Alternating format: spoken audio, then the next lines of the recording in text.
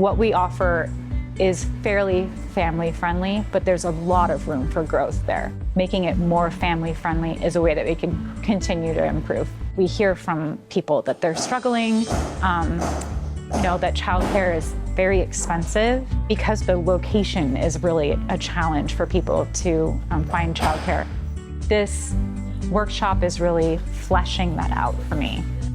It's worth the time and effort and energy that it takes to do the cohort program.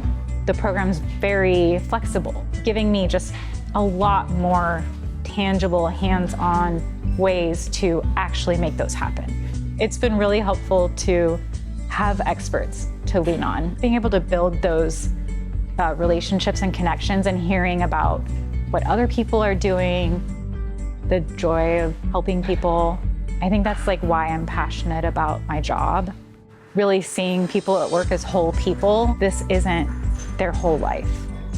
Work is work, and it's great. We need to work, but their family is what really matters. And I feel a strong sense of responsibility to try to do what we can and implement some of these things in a more practical way. The whole point of it is to develop a plan that's practical about being a more family-friendly workplace and really creating a practical plan.